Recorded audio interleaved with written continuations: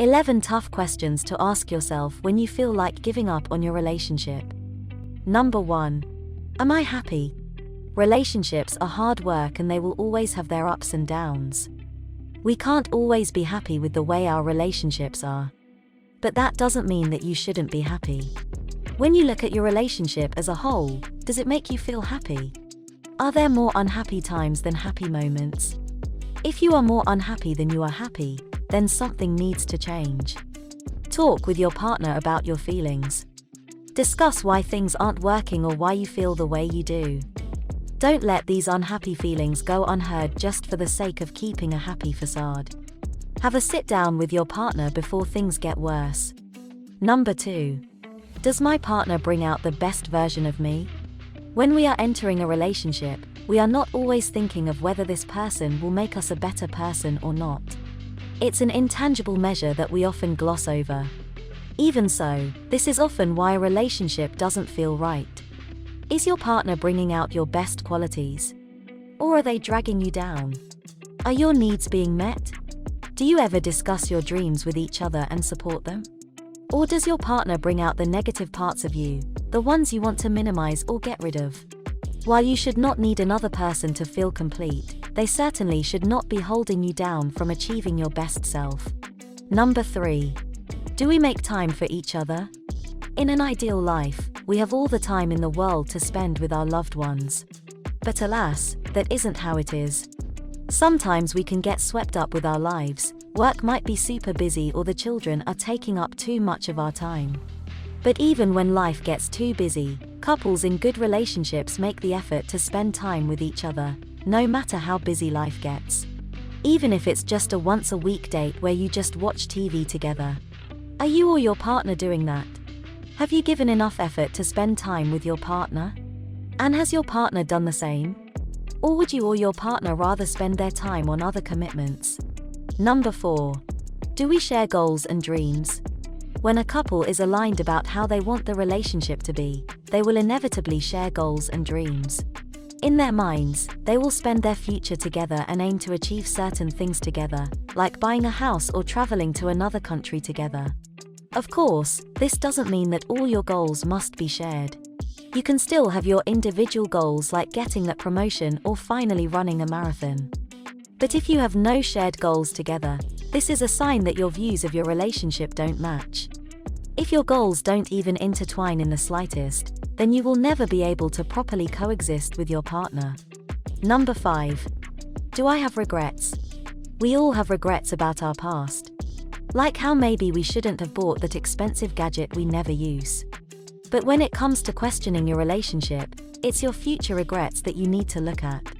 If you continue this relationship, how will you feel a year from now? Are there things you are afraid of missing out on? Will you have wished to have moved on earlier? Will you regret not changing yourself sooner? Will you regret giving up your career just to stay in this relationship? If you foresee any sort of regrets in your relationship, maybe it's time to reconsider and move on. Regret is one of the worst things to live with in a relationship and can quickly turn a relationship ugly. It is better to avoid this as soon as possible rather than wait for a better time because that time will never come. Number 6. Do we laugh a lot? Laughter is the best medicine. Even during the toughest of times, laughter can help us get through them. For couples, laughter is often the glue that sticks them together. So many couples out there say one of the things they love about their partners is that they make them laugh. When was the last time you and your partner laughed? Another thing to look at is how often you laugh versus how often you argue. Do you do one more often than the other? While we all argue at one point or another, in the grand picture, your relationship should make you feel good from all the laughter, not bring you down from all the arguments. Number 7. How much am I sacrificing for this relationship? All relationships are about the give and take. There are some parts of our lives that we must adjust or give up to be in the relationship. But are you giving away too much? Do you feel like you are being used? Does your partner feel more like a burden than a pleasure? When two people enter a relationship, it should make both parties feel good, not like they are being taken advantage of. While small sacrifices are acceptable, no one should have to give up their entire life just to be in a relationship with someone else. If If you find yourself slowly turning into someone else you don't recognize, it might be time to have a talk with your partner. Number 8. Am I in love with who I want my partner to be? This is a pitfall that many of us fall into. We often fall for glimpses of what our partners could be. You think to yourself, yeah, right now they are a mess, but one day they will be the kindest person in the world and I am so lucky to be in a relationship with them.